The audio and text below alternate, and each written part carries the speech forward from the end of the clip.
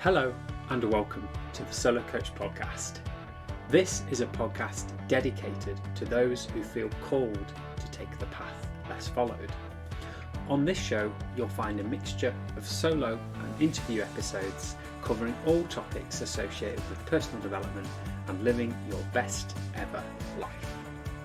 To find out more, visit thesolocoach.co.uk, at the Solo Coach on Insta, or David the Solo Coach on LinkedIn.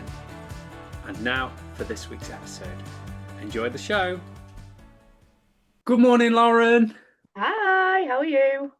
I'm very well, thank you. Welcome to the podcast. And I've just realised it's actually the afternoon. So I shall say good afternoon, Lauren. Yeah, afternoon. No, thank you for having me. Great. Thank you for coming on the show. To introduce you to all of our lovely listeners, Lauren Firth, welcoming Lauren to the podcast. She's the founder of Be Reyt Social, which is a social media and content creation agency through which she helps businesses and creators with organic social media by making it fun, easy, and authentic. I first met Lauren back in August this year at Gareth Allen's Launchpad, which is a community of like-minded business people who get together twice a month to discuss challenges, successes, and strategies that are enabling them to thrive in both their businesses and their personal lives. As well as having the strongest regional accent in the room, Lauren came to the call with oodles of enthusiasm and really impressed me with her very northern business name, which is Be Reyt Social. After meeting for a virtual coffee and hearing all about Lauren's enticing vision and mission for the future, I just felt certain that Lauren's story had to be shared on the Solo Coach podcast. So with no further ado, to get us started, Lauren, can you tell us a little bit about what it is that you do as the founder of Be Reyt Social? I can. Firstly, thank you for that. I feel like my head's swollen up. I'm not going to fit out of the room by the time we finish filming.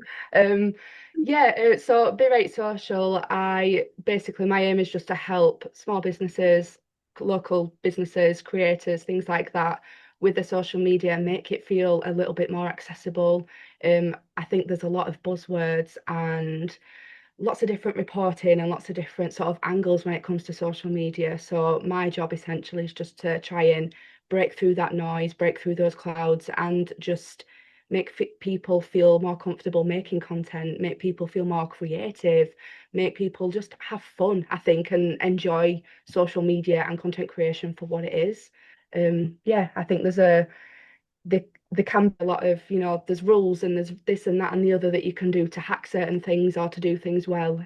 But ultimately, I think as long as you're just yourself and you believe in your mission and you're passionate about it, the right crowd will come. So yeah, that's essentially what I try and help my clients do. Thank you, Lauren. Straight out of the gate, I'd love to, in today's conversation, I definitely want to do like a deep dive on social media with you and demystify this thing that I'm definitely not very confident and sure about. But before we do that, I'd love to just ask you about how did you get into doing what you do now as the founder of Be Reyt Social? Yeah, so it's been not a long journey because I'm only, I'm 28. But I sort of fell into it. So I started in fashion marketing. I did a degree at Leeds. And then as part of that degree, we had to do an internship. Now a lot of fashion jobs were in London and they were unpaid, and I just knew flat out that I couldn't really afford to do that. So I was looking for opportunities up here in the north. And I landed on one that was in Barnsley because a girl who was the year above me at university, who I ended up working with in the end, had just interned there. And she came in to sort of show us at uni, things like that. And it was for vintage clothing wholesalers, which is my bag of mashings totally. I love vintage shopping, charity shopping, all that sort of thing. And that was doing social media and it was paid. So I was like, feels like all the stars have aligned here. Win-win. I'm gonna give it a go. So yeah, I went there originally as like a fashion marketing intern. I did a bit of everything, sort of learnt the ropes of their business, different processes.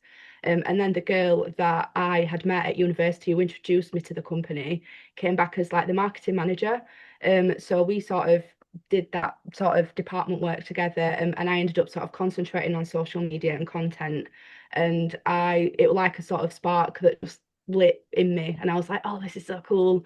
Taking pictures every day, because sort of photography and video was a hobby. I loved doing it. I was always that friend that filmed everything and took photos. I used to annoy my brother endlessly. He was like, stop filming me. But I never thought about it being sort of like a career or something that I could go forward with, until I really got to uni and started seeing that, people did that and did that really successfully. Um, but yeah, I did this internship. I graduated just a few months before COVID, so obviously everything stopped at that point. And I wasn't fully ready to sort of commit to one set line of work, because I never really knew what I wanted growing up. And I think at 18, trying to make that decision feels massive. And I just went along with what I enjoyed, how I ended up in fashion. And then I decided to do the same again, and I tried styling. So I went self-employed. That was about 5 years ago. Tried styling for a little while, and then realized actually I miss being behind the camera and taking the photos and arranging that. So flipped back over, essentially flipped the switch back, and realized actually that was what I wanted to do. And I just really like being creative and seeing a vision that I've got come to mind. And it's been an absolute joy so far, doing that with businesses and sort of seeing like the repercussions and the results, and how that, how everything melts together and helps someone else. It's been great. So yeah, good decision all in all, but a bit flip-floppy, I suppose.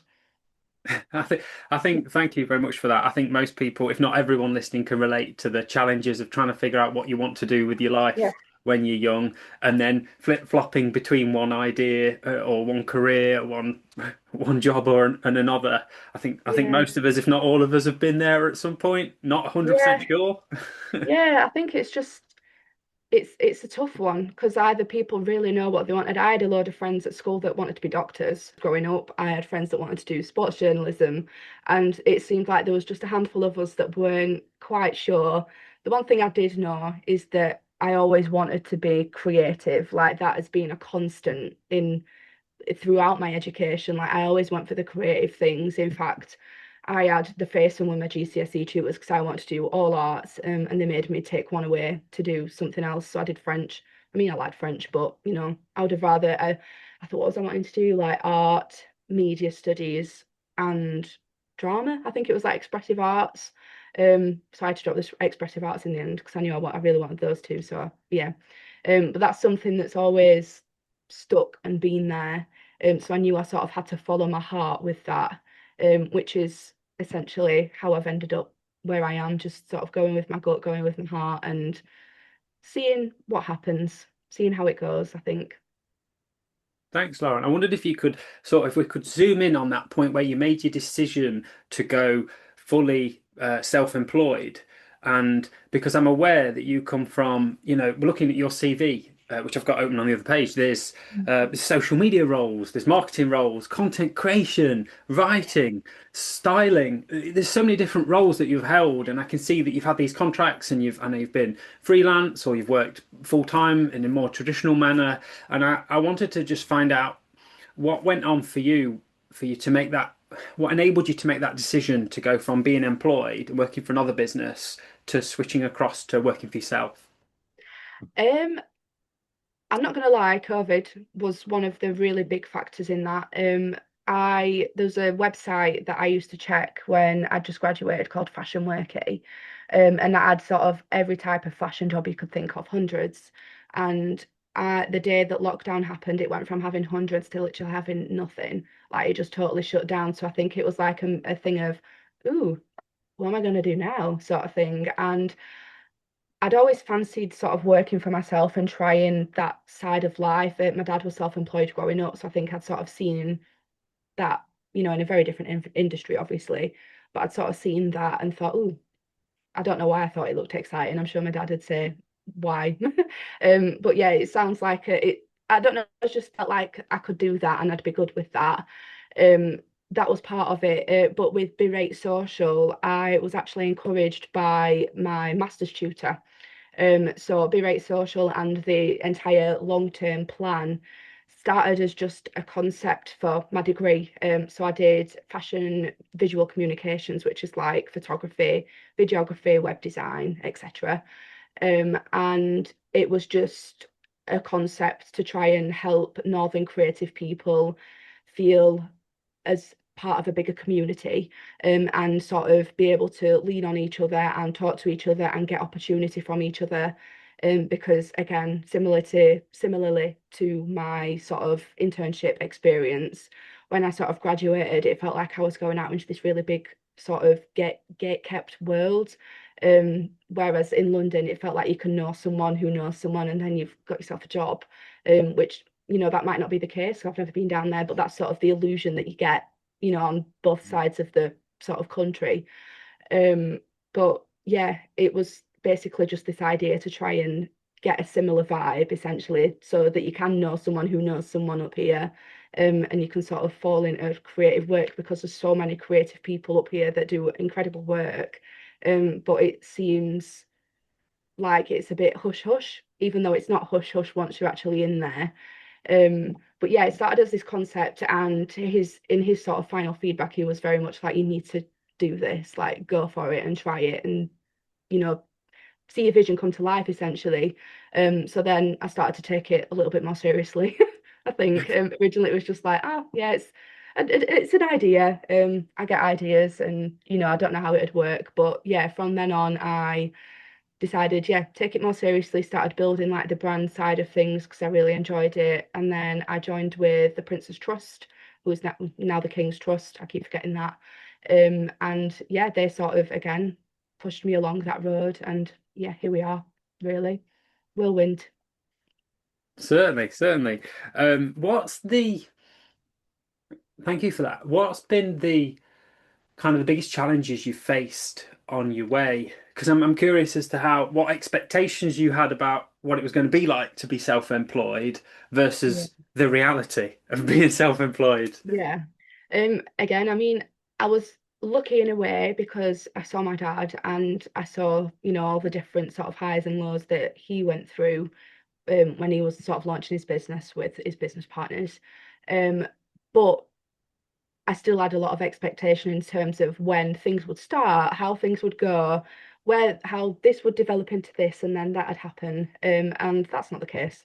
Like that's just not the case. It's nice to have goals and things like that, but I'm very much like a black and white type of person. So even though I was like, yeah, it's just we'll try, I was very much like, no, I want to go get it. So I think that has been not a shock to the system, but definitely a learning curve in terms of trying your best. You can only try your best, and your best is that, essentially. Like, however that looks, it can take time to sort of develop and come along.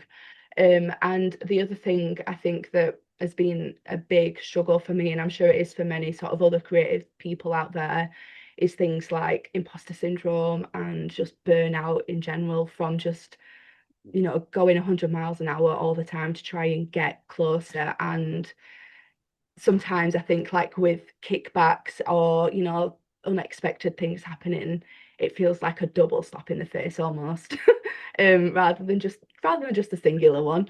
But yeah, it's sort of like it's been really hard to pick myself up sometimes and sort of keep myself going, but it's also been hard to sort of just put my foot to the brake pedal and take a moment and just think, okay, analyze this, see where you want to go, which is the stage I'm in now, essentially. Sort of looking at things and really being sub is it subjective, objective, trying to get space essentially from the thing that's in front of you. Because I think that is something that I'm sure every self-employed person does, because that is what self-employment is. Essentially, it's like constantly being on that wheel and keeping going. But once you're on it and running really fast, it can feel hard to sort of, like you said, take a step back, take a step aside, and just look at it from a different view, really. Do you know, I can so relate to what you're saying, Lauren. It was only a couple of days ago I was saying to my partner, sometimes I go online, look at on social media, look at other coaches I'm connected with, and I just have this crushing feeling that everyone else is going faster than me, is doing Yeah, better than me, their products better, yeah, their business, their strategy, and everything. They are smashing it right out of the park, and I am just lagging so far behind. And it's yeah, like it's food for the imposter syndrome It sometimes. really is. And I think in social media as well, when you're looking at views, it's like even worse. It's like literally just giving yourself, yeah, that food, and you're like, oh, that's not how I wanted it to look. What we're going to do about that? It's a bit like, oh, okay. But yeah, you've just got to keep going. Like you have, and I think it's very easy. Like when I'm sat talking to you now, because I can sort of visualize that side of things. It's like I'm talking to somebody else and giving them the advice. But actually, when you sat doing it, it's very hard to take that advice to just keep on going and keep on pushing through. And I have to, I do regularly remind myself that I've not even been launched a year yet. I launched in February with Be Reyt. So the first couple of years is always the most difficult thing, is the thing that I've heard a lot, from my dad, from King's Trust, from, colleagues and friends like yourself. Like it is hard until it's not hard, essentially. So you just got to keep on pushing if it's really what you want and where you want to go. But yeah, I'm sure it'll be fine. Be Reyt. Yeah, Indeed, it'll be I Reyt. tried not to say it then, because I know every time I say it now, the will go be right, and I'm like, oh, made Oh myself a dear. rod for my back here. But So, I wanted to zoom in again on something that you said there. Because from my own curiosity, I've definitely fallen into the trap when I started my business of being so caught up and so tied up in when my business was doing well, I was doing well. When my mm, business was doing badly, I was doing badly. And like my whole sense of self-worth and self-belief and everything was mm, all tied up tightly within how the yep, solo coach was doing. And it's yeah, only a year and a half in that I've realized the importance of having a gap between, my self-worth and my self-belief and my actual self and my business. And hmm secondly, you know, trying to work out, and I'm still very much working on how to have that separation. And it's not yeah, saying, oh, it's okay if the business doesn't do well this month. I don't care. It's not that at all. It's somehow saying, there's me and my life and my health, my mental health, and then there's hmm the business, and they are two separate things. yeah, How would you yeah. define that, and how do you like maintain that separation? I I think like you, I'm still very much working on that, 'cause I'm a perfectionist to a fault with myself, including the way I think. If it's not perfect, it's not good enough in this little skull somehow. Um, but yeah, I think I try and listen to my body a lot. And I know when I'm getting tired, I know when I'm getting stressed, and or someone will tell me you're stressed, and I'll be like, okay. And I think that's the time when I'm like, okay, pause now, that's enough. Um, it's and that's something that again that I've had to get used to, because you're self-employed, you got to keep going. Like the will, your business, like you say, your business don't stop, if you don't stop, but your business stops when you stop, or at least it feels that way. But yeah, I think it's just what I'm trying to do now is really listen to myself, I think, which is tough. But if I need a break, I need a break, and I can't beat myself up about that. Otherwise, if I try and think about it in the way of, if I don't take a break and I keep on going and I keep on working myself thin, that is going to reflect in what my business does and how my business is, and that is not a good thing, short, medium, or long term, for that to happen. Um, so I think it is trying to do the best for me, and then that effectively does the best for the business. So it's almost like seeing that gap, but not seeing that gap at the same time. It's like realizing that there can be strings attached when it's appropriate, rather than there be strings being attached all the time. Maybe it's a difficult one, actually, and I feel like it's one, I suppose, that definitely changes and develops the more you get into that line. And I'm sure it never leaves, that sort of work-life balance, or the strings, no strings balance side of things. Um, but yeah, I think the main thing is just listening to yourself and trusting that your mind and your body know what's best for you, really. Um, and letting that happen, I think. Thanks for that, Lauren. I like the strings analogy. I like that. I had an image of kind of like a puppet being pulled, and Yeah, like almost me dragging my business along some days, and then another day the business dragging me along, yeah, and trying to move away from one dragging the other to actually than working in some kind of partnership, like riding a tandem bicycle, Yeah, me and my yeah, business. yeah, which is hard. It's hard, isn't it? If we're being totally honest about it, like that. I don't think anybody ever gets that balance right. Like they're very lucky if they do. And I'd really like some advice if anyone's listening that does have that balance. Send me a And they can message. come on the podcast as well. Anyone who has that work-life balance absolutely nailed and perfect. Yeah, I would please, love to meet please that tell us. person. Tell us what to do. That episode would go so viral. Yeah, it'll be fun. So But we've spoken there about some of the challenges of being self-employed. I just also want to cover, because I know you've had lots of them. What's been some of the best bits? um tons. I think like just seeing my work come to life and people like it. I know that sounds really like, ooh, but I remember when I first launched, I put a TikTok video out, which might not be a lot to people, but it got like tons of views and tons of comments, like not tons and tons, like I'm not talking viral, but more than I thought. Um, and the amount of comments of people saying you can do this, or good luck, or I'm following along for this journey, and I was like, oh, like it's not just an idea that I like other people like that, and I think that was a really, it's still every time I get a nice bit of feedback or anything like that, I'm like, wow, you've done that for yourself. And I kind of allow myself to feel proud, which again comes tough to the perfectionist mind sometimes. Yeah, seeing that just seeing it all come together has been really nice. But then I've met so many other amazing businesses, like some that are clients now that just inspire you and make you think, wow, like you're mint, you're sick, you're a legend. And yeah, it's just been really nice to sort of feel part of that community already that I already knew existed. Um, and it's just made me realize that my sort of long-term goal is needed, and people do need to hear more about this amazing community of people that we've got that are willing to support each other and sort of see each other through good and bad when it comes to work like that. It's almost been just confirmed and like handed to me on a plate ready in there. Yeah, so that's been nice. I've also had like nice um opportunities come from it. So like I've seen shows and worked with like my local theatre in town, which were really cool. I did a 10K recently for like an arts community and raised some money for them. I think we raised nearly £7,000. And they sort of do like creative classes and sort of tuition for my local community from 0 to 100. Which that's been a definite highlight. So like I've said when I've been talking about it, that is something that I know I would have benefited from, and I had a lot of support at home and at school when it came to being like an arty kid in a non-arty world almost. I grew up in an old mining village, where people don't tend to be a lot very arty or very creative. So it's really nice to be able to give back and sort of make it that kids, other generations can access the arts if they don't have that support.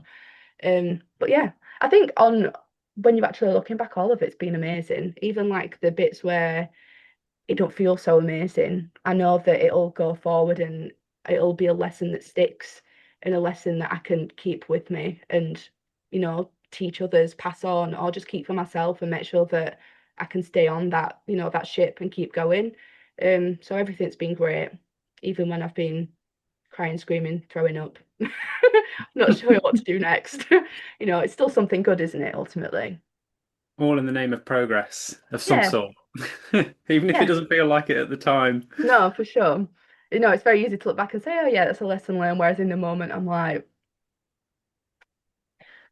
bye It's, bye. do you know, to just draw a parallel to the answer you get to the previous question, you mentioned there when we receive feedback, that's the exact moment when we receive that glowing testimonial or that beautiful, amazing feedback from a client telling us how great we are and how fantastic the work has been that we've done together and how much of a difference it's made to them. Isn't that the perfect time to have no separation between you and your business and to take it all on board and kind of let it wash over Yeah, you in the nicest way, yeah, as opposed to the times when maybe you give a proposal out and then you get a no with yeah, no reason why.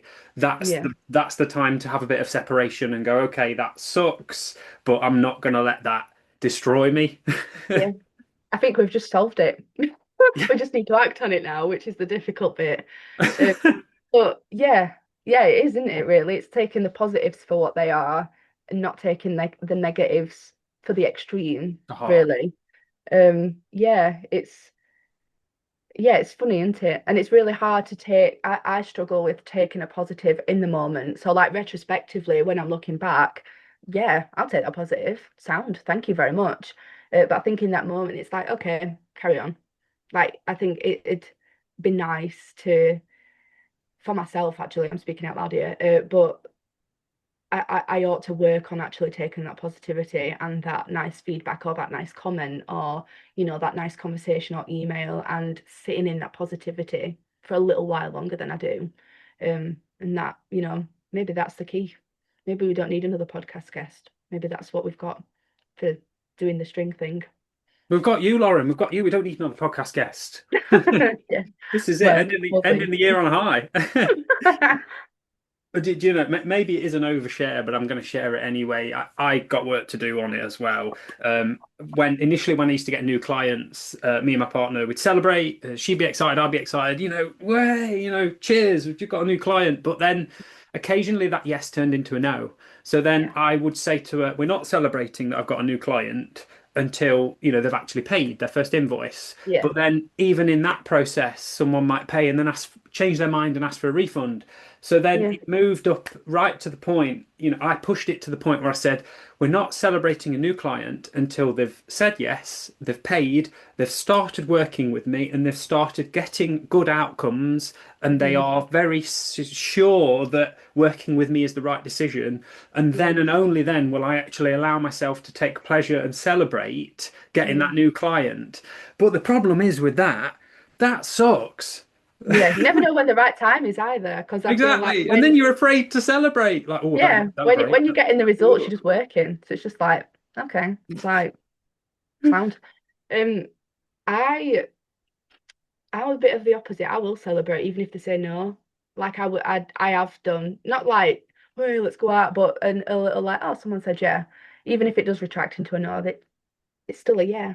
I think like it's still a good thing that that someone's believed in you, I guess, or trusted you, or um yeah, seeing what you see and wants to work with you. Like I think that's always a lovely feeling. And even if it does turn into a no, even though it's like devastating, every single time, um, they still believed in you in the first place, and that is something still worth celebrating, I think. Like someone just taking that chance or, seeing your portfolio and thinking, oh, I like that. Even if it does turn into a no for whatever reason, the fact that they still came should be celebrated, David. You should celebrate. I Celebrate like more. that, Lauren. I'm going to do that. I'm going to celebrate the yeses, even if the yeses turn into a no, because the Yeah. yeses happen for all the right reasons, and the no isn't necessarily because It it doesn't was mean something I forever. did wrong. It No, can just be exactly. life. Yeah, and it don't mean the no forever either. They could very well come back. And, you depend on their circumstances, and then you get to celebrate twice. Even better. And I also think, just a personal thing of my own, I also think, be curious as to your thoughts. The way a business handles a no is even more important than how they handle a yes.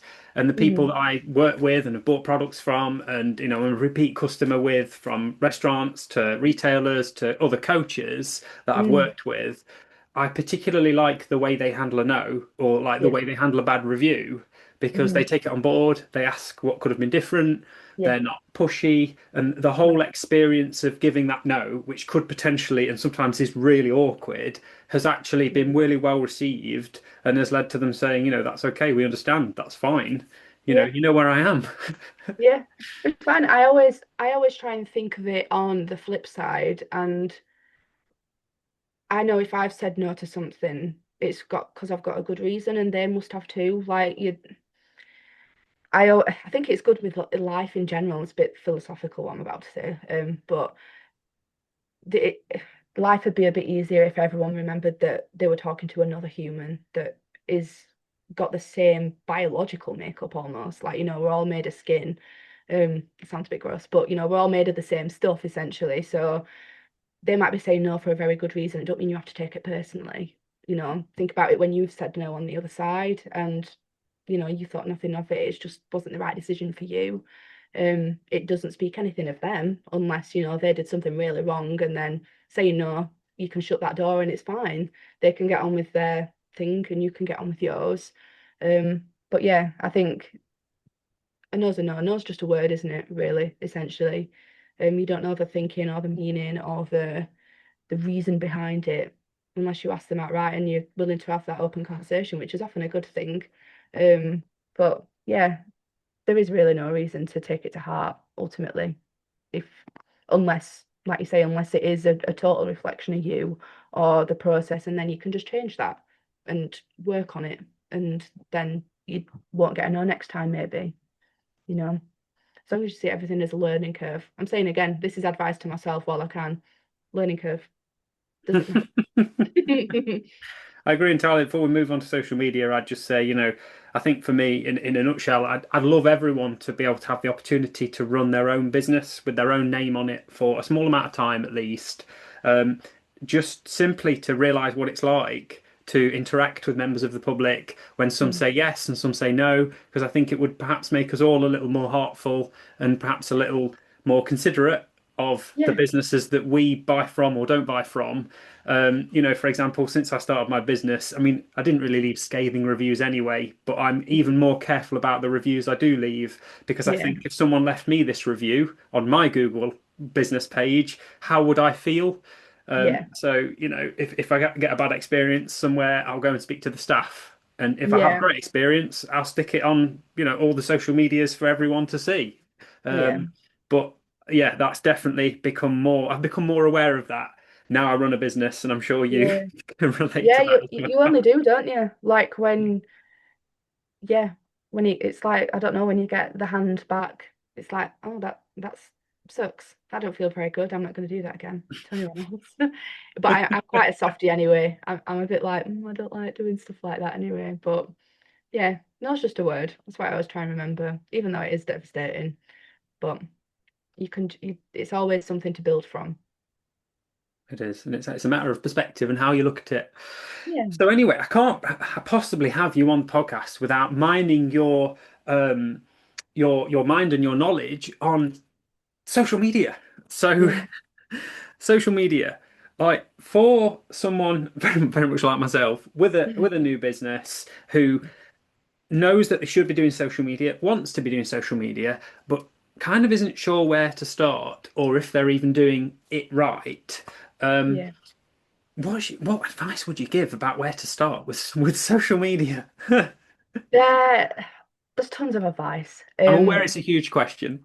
Yeah, I'll be sat here for 20 minutes now. Rest up podcast. No, but I Go. think at least from where I'm stood, I try and get every business to see the personality of the business. I think if you think about the age-old saying people buy from people, um, it's really nice to be able to understand that business, what they stand for, what their values are, where they are, where they want to go, and to sort of see how things come together. And I think I try and sort of look at it from that stance initially. But I think my main piece of advice is just take the pressure off. There is no pressure. I always try and remind clients that it's good to experiment and it's good to try things. You don't have to have everything right straight away. I don't have everything right straight away. It's my business. Like I'm still experimenting with my social media, and you effectively you always should be in a way. Obviously, you'll experiment a little bit more at the beginning until you find your sort of path in your road and what sort of things work for your audience. But yeah, have fun with it. Like try different things, try different captions, try different editing styles, try different settings, try different, is it a funny video? Is it educational?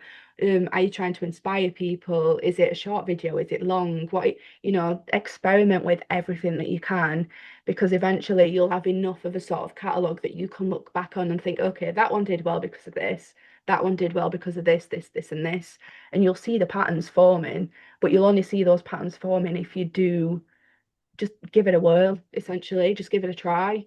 Um, yeah, this is what I sort of was leaning on earlier. There's a lot of advice, and I very much try and advise to just stop listening to it. Like Mm. stop listening, stay in your own lane, and you know what works for your business, you know your audience. If you know those two things, you can go.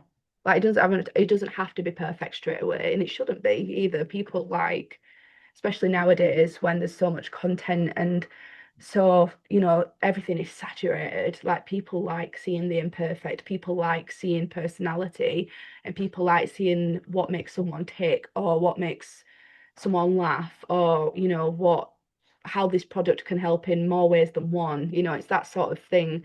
Um, I think, again, as well as just having fun, just ask yourself why for like every single thing that you put out.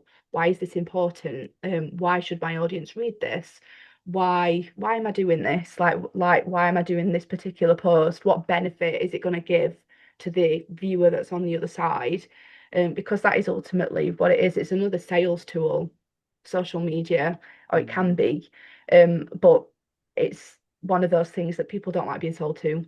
So you sell them in another way. You sell yourself, you sell the idea, you sell the journey, you sell the premises, you sell, one tiny little feature. But it doesn't always have to be a sort of QVC style video where, everything is surrounded around this one type of thing. Um, think outside of the box and taking everything that you can and just give it a try, essentially. Yeah, that's it really. That's all I try and say, because it's such a personal thing, and it should be such a personal thing for it to sort of go from strength to strength. But it I think people try, because there's that many different rules and regulations, you'll try and stick in one thing. When there's actually sometimes that can hold you back, because you might not be finding your tribe that you really want easily. So yeah, try it out. Honestly, just give it a try. That's literally my advice most of the time. Set your camera up, give it a go. Doesn't matter if it's bad, you can just delete it later. Why does it matter? I really like the way you answer that question, Lauren, because as you were speaking there, I was remembering all the advice I've received over the years. All those little. You need to be posting every day on this platform. It needs to be 11 and half 11 on a Tuesday and a Thursday for LinkedIn. There must be carousels, or else it won't get any Yeah, exposure. And then I could keep going forever, getting stuck in that yeah, whirlwind of you should do this, you must do this, and you shouldn't do yeah, that, and you must definitely not do the other, and then just getting lost in the middle of it all, because especially when a lot of it conflicts, and one person will say you need to post every day, and then others will say, oh, you'd be better off posting higher quality content 3 times a week, but yeah, make sure you schedule it for this day. And yeah. it doesn't make sense. No, because a lot of it is, it seems to me at least, I mean, I get caught up in that. I did initially, and I started posting every day, and it's not sustainable for me. Like running a business when it's just me on my own, that's not a sustainable thing. And the less sustainable it is, the worse it'll be, because it will be jagged, and the platforms won't recognize that you're taking part and that you're there to be shown. So there is sort of some element of posting regularly, but how regularly that is, that doesn't matter. Like it depends what you're using that platform for and who you're trying to talk to. Times, again, there'll be advised times, but you'll only find out the times that work for you and your audience the more you experiment and the more that you see these things sort of come into fruition. There is general rules that you can sort of aim at initially. It's like Instagram tea time. Is that a good time? I don't know. I'll find out. I'll try posting at tea time, see how it goes. Post at 12 o'clock the next time. How does that look? It's all of these sort of, in my, again, my experience and in my brain, these rules and regulations that you come to is through people researching, but research is never 100% founded. It's a 60% chance. What about the other 40 that don't go on Instagram between 5 and 6? Like that might be where your audience is. So it really is just a case of, okay, I just want to start. I'm going to try and do this, this, and this for my audience. So, for me, could be inspire, educate, have a laugh with, find a bit of something funny. Um, and as long as you've got sort of that set up originally, go with it. Try and experiment within those three things. Use a carousel one day. Use a short-term video next. In fact, it's actually probably more sustainable and better for you to sort of block the content in that way. There is a technical term that is on the top of my head that I can't bring out right now. But it's essentially where you'll do an idea. So you'll have a topic, and you'll extend and you'll sort of string that topic out for as many different types of video as you can, but experiment with formats, experiment with what you're saying, experiment with hooks, experiment with visuals, post them all. You've got enough posts for however long you need them for. It could be one a day, it could be two, you could have enough for a month if depending on how often you want to post and try it. But that A is more sustainable for you, and B, it tells these platforms what message you're trying to tell to your audience, and it's therefore got enough information that it can pass it on to who it needs to be shown to, i.e., your target. If you're doing, A, B, and C in a good way, you just got to try, you just experiment, look into sort of who you're trying to talk to, look into what topics you wanting to sort of talk about, and that'll always work for you, and start there. It's better to start than not start because you can always develop and always change. Like I say, things don't have to be perfect right away. And it's good that they're not sometimes because you can see what works and what doesn't. So yeah, just go. Just Thanks, try. Lawrence. I'm really hearing about test and experiment and try different things. And you mentioned there to see which ones do well. And I wanted to specifically ask you, how do you quantify and measure which posts are doing well? Because I've seen, engagement statistics, and then I've Yeah. heard, funnily enough, conflicting advice about, oh, if it's getting loads of likes and comments, that might not be the post that will get you a sale. And Yeah. it's a bit baffling as how to measure is my social media plan and strategy and my posts, are they actually doing well, Yeah. or are they attracting maybe the wrong type of audience? Yeah. I see what you're saying. I think it sort of depends. So for me, I will try and think about what I'm on the platform for. What part of the sales process are you using that platform for? And then you can sort of each engagement metric, if we're using those sort of terms, they can all tell you different things. So, like for example, a save means that someone could, they want to save it, they think it's valuable, they'll come back to it, they want to keep it safe. Is that what you want a customer to do with your information? Do you want them to keep it safe for next time? Or a like, is that, it sort of says what it is on the tin. They like it, they enjoy it. Um, it You can sort of match different metrics. I actually did a post about it recently, or is it coming out soon? I'll have to check my calendar and let you know on that one. Um, but yeah, there's metrics mean different things, so it all depends on what metric works for you and what metric you want to track. That to see that it makes sense for your sort of journey in total. Um, Everyone uses different ones, or if you don't want to track ones, you can track qualitatively instead. Like you can sort of see, did I don't know, I'm trying to think of a quality thing off the top of my head. So like one I want to post on this platform twice a week. Did you do that? Yes. Did it get any sales? Yes or no?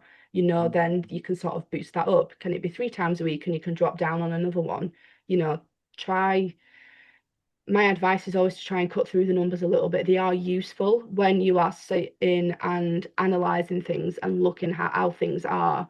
But in that moment, especially with platforms like TikTok and things like that, a video could pop off like 8 weeks down the line. It could pop off like an hour down. Like you don't know. But you just got to let it through. Again, I think there's a lot of focus on numbers, and rightfully so, because they can tell you a story, but I think only read that story when it's necessary and when you're ready to sort of deep dive in that way and look at it in that way. Otherwise, just like I say, have fun, try, do different things, park that number side of things for a while if that is terrifying or daunting. But yeah, I think try and if you are wanting to do the numbers thing, pick one metric or pick two metrics that really speak to your sort of goal in terms of your journey and just focus on those. Keep on going at that. You don't need to take everything in, at least from where I'm stood. There might be some other social media experts out there saying, no, she's saying it all wrong, but here we are.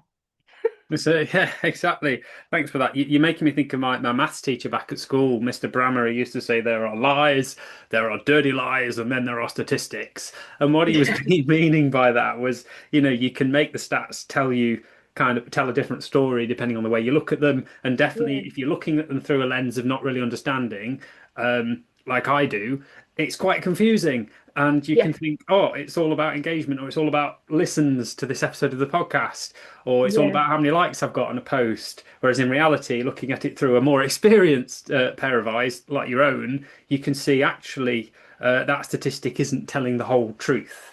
No, and no statistics tell the whole truth because they're only quantitative things. Like I say, you can look at qualitative, I can never spit those words out, qualitative measures and make the story longer or bulkier, you know. It it is ultimately what you make of it. And if you're getting results from that, who are we to say whether a number's right or wrong? Like even if you get one, like if you get a sale, does it matter if your video only got like 2 views, but you got one sale? Like, does it matter? Like, what are you there to do? Like, what are you there to say? What is it working or is it not in your eyes? I think it's all about, for me, just making everything sustainable and work for the business in question rather than thinking about what everyone else is going again, tying back to our conversation earlier, stay in your lane. It doesn't matter what everyone else is saying, it doesn't matter about all that noise. As long as it's working for you and you're having fun with it and you're telling your business a story in a way that is capturing the people that you want to capture or the people that are close to who you want to capture, the Mhm. tribe will come. Like the work, it will happen. It just takes time. I think there's a lot of people that want a quick fix, which rightfully so, because you want your business to work. But if you're here for sort of like the organic growth and the longevity and the loyalty, like everything, you can't really go wrong. Because everything, like you say, everything's telling that story. You just have to try and pick out which bits you want to look at and when you want to look at them, really. It makes a lot of sense, and it's all in kind of layman's terms, so I can understand it as well. Um, Yay. I kind of got a number of questions buzzing around in my head, and conscious of time, I That's feel like I'm away. going to need you on for a follow-up episode, maybe even every month, actually. Anytime.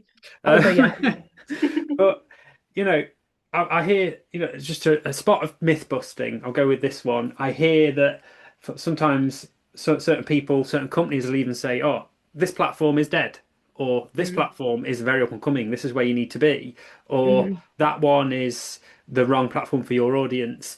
Do you think there's truth in that? Do you think that, it's most important to be on all the platforms, or to be on one platform in particular that you enjoy being on? Are there any yeah. advice on that? Again, it goes back to who you want to talk to and why you want to talk to them. If you've got the time and the sustainability to reach across a couple of platforms, do it. Like if you know that your audience is going to be on there. But for me, I've only focused. I'm across them. Don't get me wrong, because I mean, kind of have to be, don't I? Let's be honest. It'd be a bit bad if I weren't on Facebook and I'm doing social media, but here we go. Um, but I think it's you have to choose what's right for you, essentially. Like if you want a younger audience that likes different things or likes seeing the variety, TikTok might be really good. But Facebook has got a very, very, very solid audience. In fact, is it that one? Facebook might be the one with the most audience besides YouTube. Can't remember which one it is. Don't quote me on that, anyone. Don't shoot me. But Facebook's been there for ages. Facebook, like, if I am thinking about going to look for a new restaurant, I'll go on Facebook to look at the reviews. If I'm Mm, thinking about a local store that doesn't have a website, where else do you look? Facebook. But yet, in some cases, Facebook's dead. I don't think so. Like, it just depends where your audience are. Like, it doesn't have to be dead. But yeah, I think there is definitely some truth in you don't have to be across everything. Like, mm, it's not sustainable if you don't, if it's just you or two of you, like, it's not sustainable to be across everything. It's social media is time consuming, um, and it can be difficult, which is essentially why I'm here to try and take that load off. But if you don't have that sort of help or extension, it's a lot of work. So you just have to try and be a little bit strategic in thinking, okay, am I good at Facebook? Am I better at video work? TikTok?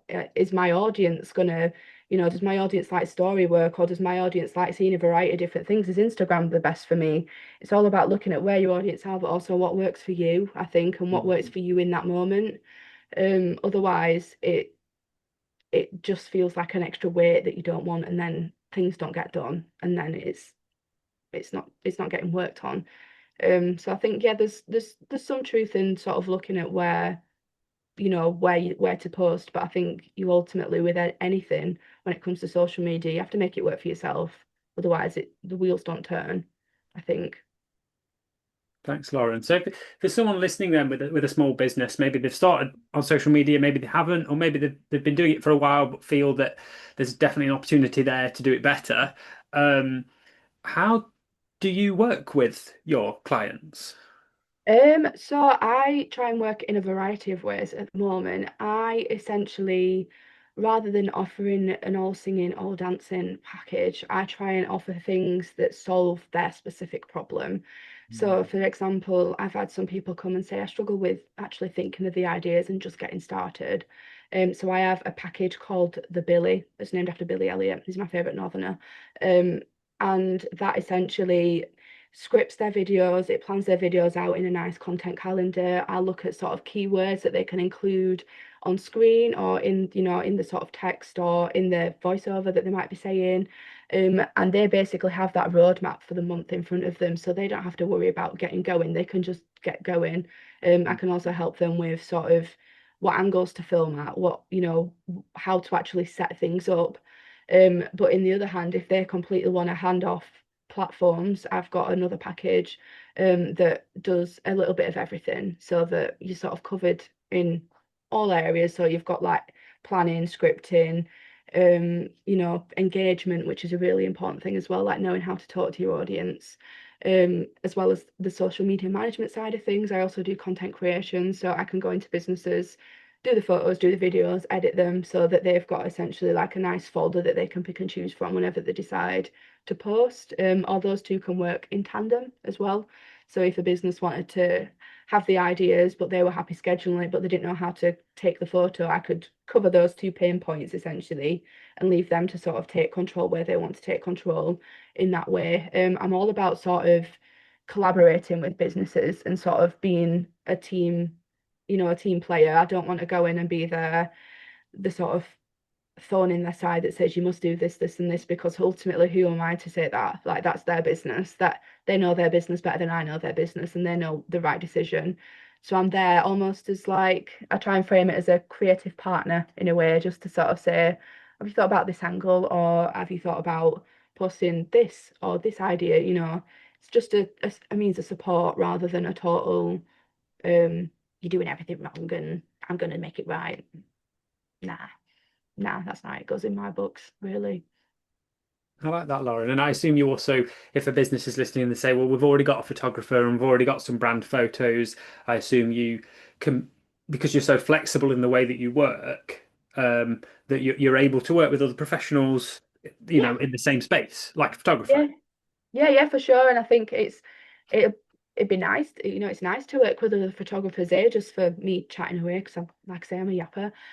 But you get two creative heads then, or three, including the business owner. So, you get a lot of different visions in there.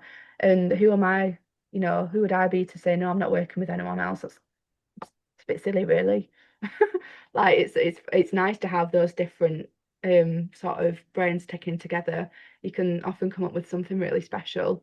But yeah, I try and work flexibly so that I suit the business as a whole, because I believe obviously that's how you should run your social media. So it'd be a bit hypocritical of me to go in and sort of stick my size nines in there and make my own path, when I'm trying to encourage other people to make their own. So yeah, like I say, I'm there almost as just a creative partner to try and sort of guide if they need guiding, when they need guiding. Thank you, Lauren. That's been fantastic. So, as we start to sort of draw the episode up to a close, well, draw this episode, I should say, off to a close Mm. until the next one. Yeah. Where can people listening, kind of, where can they find you? How can they get in touch? You can find me, like I mentioned earlier, on all platforms. So I am at Be Reyt Social. Be Reyt is spelt Bereyt. Don't tell me why I spelled it that way. Just is what it is. And yeah, you can find me on all those platforms, or I've got a website which is www.bereytsocial.co.uk. Yeah, you can get in touch anyway. I'm pretty sure I'll answer. I'm pretty sure I will answer. I don't know why I said pretty sure. I will answer you. Of course I'll answer you. But yeah, that's where you can find me. It's spelled Be Reyt, Bereyt, because you don't berate people.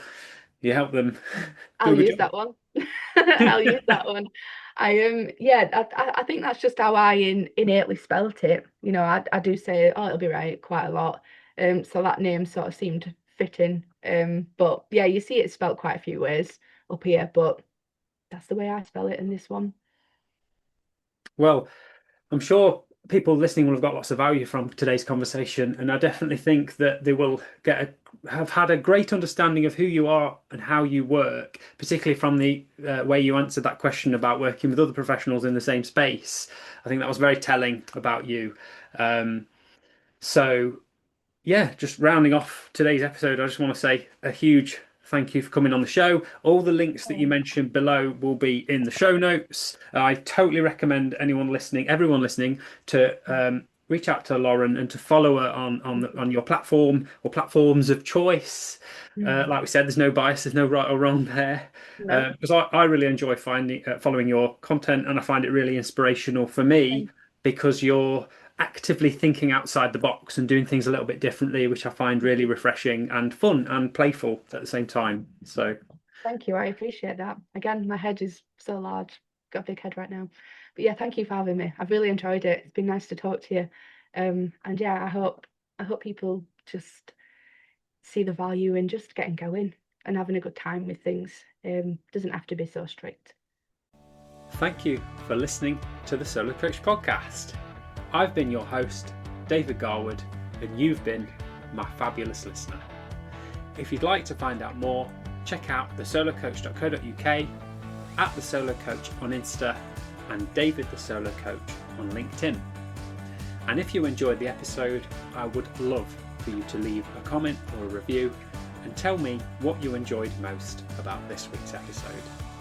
I'll see you again soon. Bye for now.